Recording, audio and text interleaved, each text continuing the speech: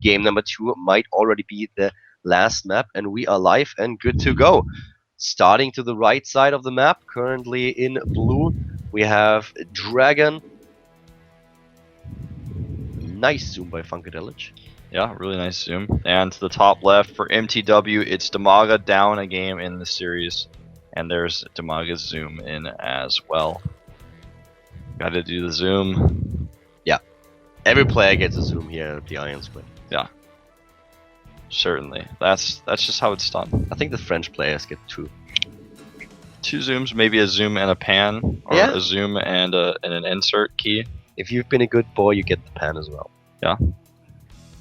And I noticed that when we were watching Legend observe the GSTL finals, he was doing some crazy bouncing action. He even practicing, I guess, with Heaven in Vegas, and so hopefully nobody gets too sick from that going forward. Well, right now we have, as we already talked about, the composition that Dragon used in game number 1 was a really strong one. That's one of the compositions that he used a couple of times on ladder as well, and seems to be kind of the go-to build for a lot of Terran players. Not necessarily with 3 base into the composition, but just the unique composition in general. You know, when StarCraft was released and everyone was just going like MMMs all the time, so that's a little bit the same, I feel. So far, a lot of players seem to struggle quite a lot against it. Yeah. It's very, very difficult to actually fight against that, especially when you're playing a little bit greedy like Dimaga was, where you're trying to get Hive and those investors out and all the drones while you're trying to double expand at the same time. Dragon just walked across the map and killed him with a great composition. He's going command center first on this map, which would be absurd not to, considering that this is actually, by most people's predictions, designed to be a 2v2 map that they're just using in the 1v1 pool. Similar to Shakura's Plateau, which actually is the opposite, was designed as a 2v2 map, but then ended up using it as a 1v1 map. The thing that is also quite important here is that Dimaga in the last game did only rely on Zerglings and Infestors. He didn't have Banelings, he didn't have Roaches, he didn't have anything else, and then when the Blue Flame attack upgrade hit, those Lings were kind of screwed. They didn't really stand a chance. And taking down all those units those fire units that Dragon had was just so difficult with this Medivac upgrade. It's actually crazy. Yeah. When I saw that, I was like, yeah, at a little bit strong. At first, it looked like not that much of a change until you see the unit that's almost dead just hang on against so many Lings attacking it. Then you're like, uh-oh.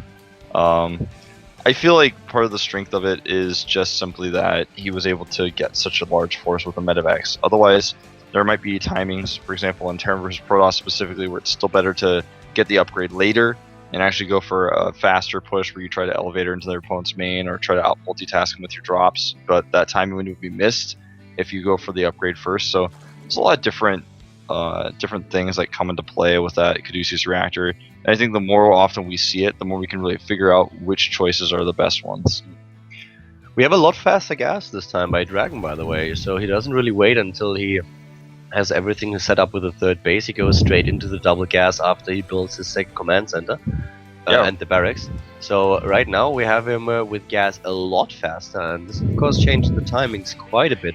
He can use a completely different timing here if he wants to, and Dimaga is sticking with his no gas expand. He sees the reactor coming down on the barracks with that Zergling. The Marines wanted to chase, but he decided it was not worth lowering the depot for it. I'm curious if he's going to go Widowmine or Hellion first. I think probably he's going to go for Hellions. He may make a Widowmine or two to try to control some space on the map. But Hellions are usually required to protect those Widowmines in this matchup. We're going to see the switch. Maybe. Yep, there we go. With the early gas he has, you could definitely start Widowmines right away, but I don't think he will. Yep, Hellion first. And Starport and Tech Lab, he's going to go for Caduceus Reactor just like last game. Dimaga also with the 5th queen, so he does not only get 4, but he goes into 5 queens. By now he has his extractors up and is getting the first few hundred gas so that he can start with a layer tech. But it's going to be interesting to see if he uses those queens once again so aggressive to spread creep, or if we will have him with a bit of a faster third base. This is pretty cool, by the way. Dragon immediately going to check to make sure these rocks aren't being destroyed. For those of you guys who knew the Heart of Storm, if those rocks are destroyed, they will collapse and form destructible debris. That debris will actually block the third expansion for Dragon. That's absolutely not something that he wants to accept. So Especially considering the other base that these Hellions just ran by also has debris at it, so he wouldn't be able to take a third base at all without killing rocks, which takes forever. Yeah, a lot of changes here with the rock system in the heart of the swamp. And there we have the first Widow Mine, whereas Dragon is actually going to build a hidden expand and a fourth command center. Yeah, he's taking big risks here, but it looks like it may pay off if Dimaga does not scout down there. Well, the thing is, you can't. It's really difficult to get into the main base, anyways. And if you have Widow Mines to help you, Well, how are you going to deal with that? Now, we talked about the rocks earlier, the destructible debris. Now he's actually destroying it with his Hellions, and it's going to be really hard for Dimaga to actually stop him. He's going to have to walk queens off creep. A few Widow Mines being deployed here outside of Dragon's base. And the rocks don't have as many hit points as regular rocks, the destructible debris that is. I guess that's why it's destructible. those queens off creep, man, it's just a silly sight. It's really weird. And he's dancing around them. He wants to get those rocks. He wants to block the third for and as the long thing as is, if possible. the queens are on the other side of the rocks, then they could be killed when the rocks collapse as well. So he has to be careful about that. And it looks like he's going to get with the Hellions. The Hellions may actually die here if he's not careful. That was close. He's got to be careful about how he targets the last one. The queen's even trying to bait them there a little bit. And the rocks will collapse on his way out. He actually toys around with the queens for now. Yeah. And there's his defense set up. Ah, here we go. So annoying for Dimaga, but he will be able to take those out. He's getting the infestation put up. One Ling taken out here, it looks like. Not activating the Widow Mines just yet. And it looks like Dimaga is going to have to deal with the same thing as his rocks have been destroyed. He's making quite a few Widow Mines now. Yeah, a lot. With this risk that he takes at the bottom left, he has to play defensive. And that's what he does. Yeah. But of course, on the other hand, this also gives Dimaga the time that he needs to go for this tech that we saw him try to execute the last time. But he just doesn't have any information about the expansion at the bottom left. Oh, I wonder if Changelings activate Widow Mines. Nope. Turns out they did not. I guess probably a Changeling that hadn't morphed yet would, but... He knows there's a lot of Widow Mines at the front here. This is almost overkill, though, considering what he scouted at late third base, and, you know, most players don't go for two base roach pushes these days, but he'll probably use those Widow Mines later. There's a lot of different things you can do. You can go for Widow Mine drops. You can also put them in your main composition and just bust down any Lings. This is interesting. I guess that's for Mutalisk potential play later on, or maybe a pathing mistake. He has his wall down, so it looks like that was pretty intentional. I actually think that wasn't Widow Mines changed that they can't hit invisible units anymore? Yeah, you're right, actually. You're right, that's absolutely true. I remember reading that. And there's an upgrade where they drill into the ground 1 second faster at the armory. Here comes once again the Ultralisk Cavern. So Dimaga, even though he wasn't successful in game number 1, wants to head for the same composition again. He goes for the double expansion just as in the first game.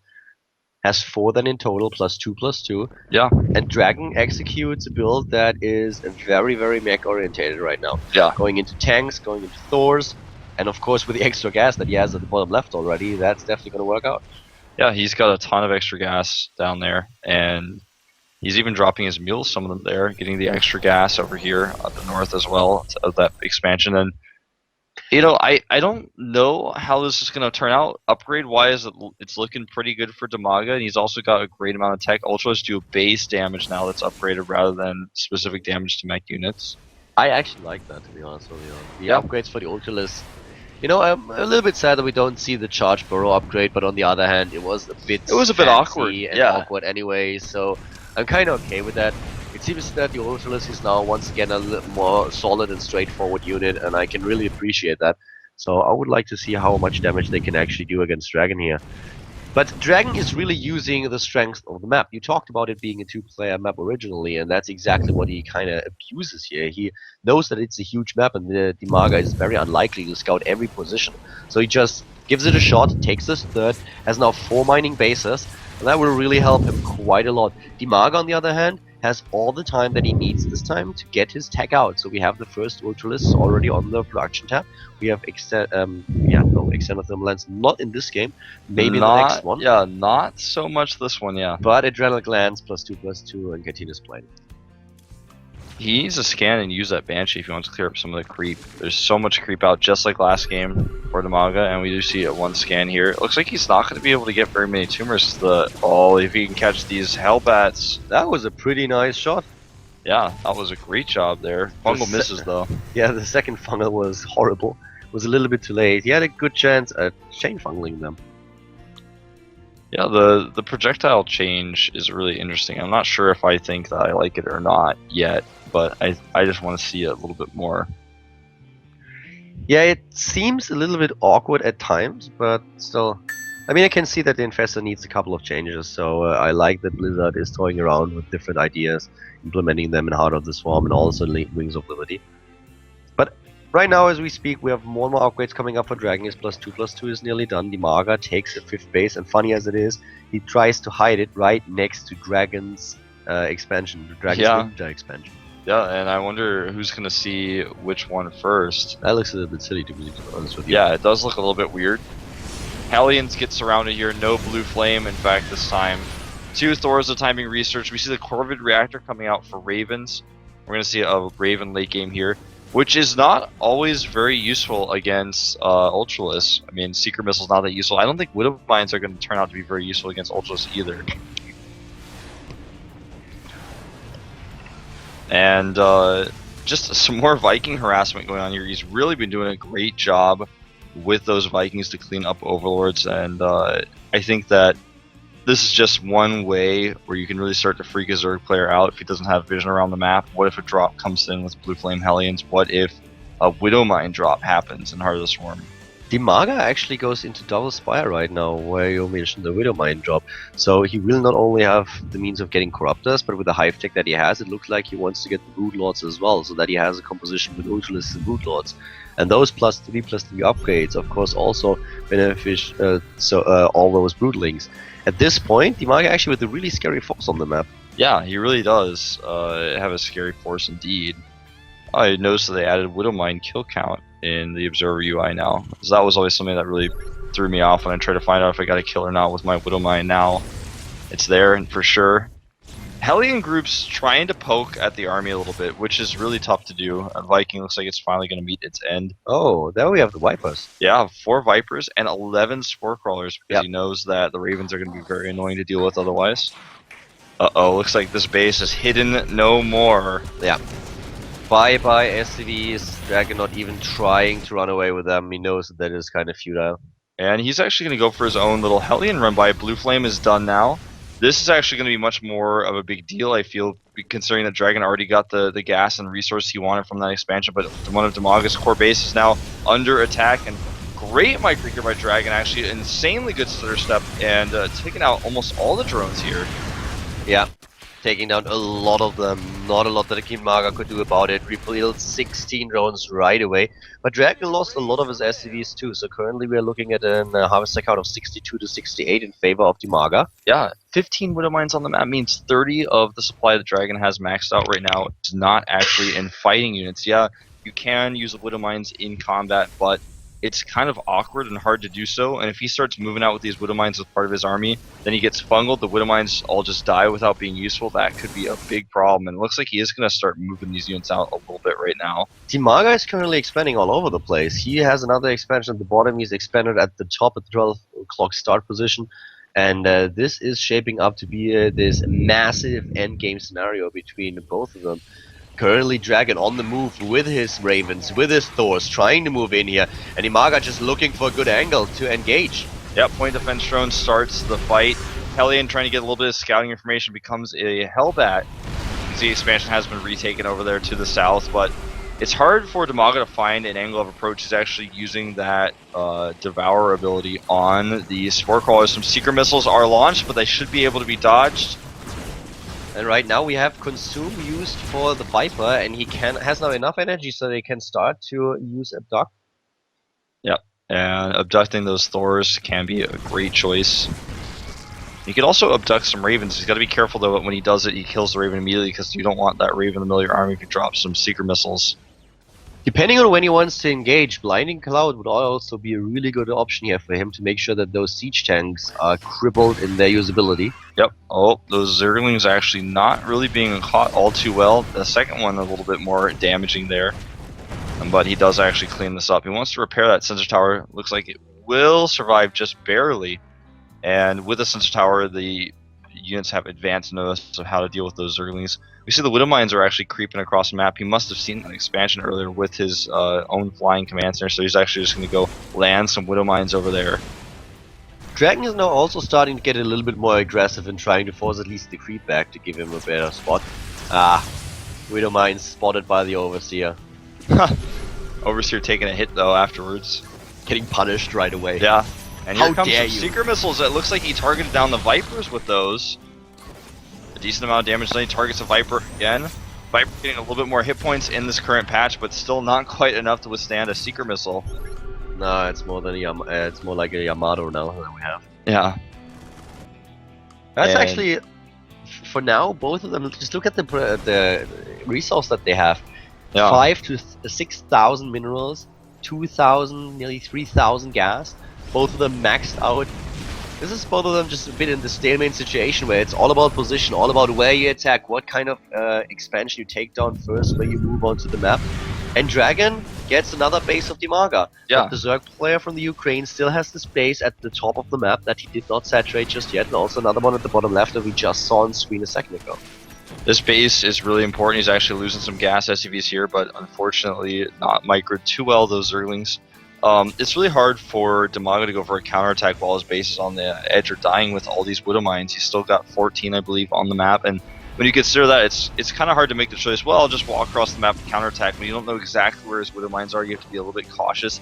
I think that's part of the reason why we're seeing all these Spore Crawlers come forward. Obviously, you have the Ravens to deal with as well, but Spore Crawlers give vision to the Widow Mines. This is just a very cautious approach by both of them, and Dragon is building up this huge bank that he has.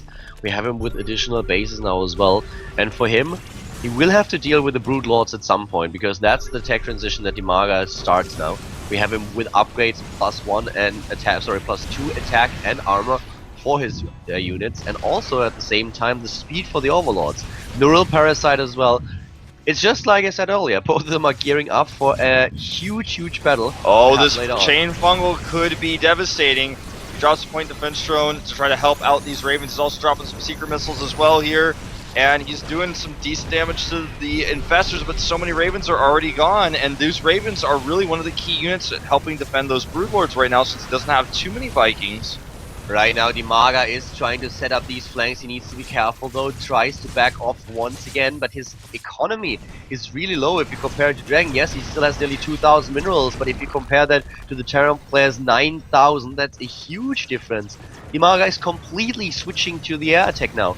He's going for additional 7 Broodlords, that puts him up to 14, and he has a lot more Corruptors on the way. Yep, the Corruptors, though, a little bit vulnerable to Thor shots here now. They're trying to chase down and kill those Ravens. But that was not the best trade, and now the Ravens didn't even use their Seeker Missile. You can actually just use it now on Broodlords if he wants to. He's going to drop some auto turrets instead here to try to defend his army. It just looks like it's really hard for Dimaga to crush this, and what he has to do is Dimaga has to crush the entire army and then move right into Dragon's base, because he just does not have the economy. Yeah. And Dragon will be easily able to replace everything if he has enough time. Exactly. Those Widow Mines are so scary, by the way, that he has set up. If Dimaga tries to chase and doesn't see those Widow Mines, he could actually walk into a trap that ends the game. Oh wow, it may just happen, Caldor. He's actually flying towards them right now. This is getting so scary. Oh, this is exactly what Dragon wants. That one Widow Mine on the edge may actually ruin everything for him, though. Oh. That one is fine. Maybe, though, it may actually just give him a false sense of security. Just, oh, okay, there was only one. He's got to be so careful. There's no Overseer with this army. Yeah, but maybe he just now gets an Overseer to swat this one Widow Mine, you know? Okay, a few going off here. It looks like it's going to be not as devastating as I once thought. so scary, though, watching all these clumped up units fly over the Widow Mines. Dimaga with those run-bys is doing a bit of damage, but still, The problem for him remains, his economy is not good enough. He doesn't really have a lot of mining bases anymore. He has like 2 and both of them are nearly mined out, but here comes the engagement now. All those corruptors are moving in. We have 26 of them against the Ravens, against those Vikings.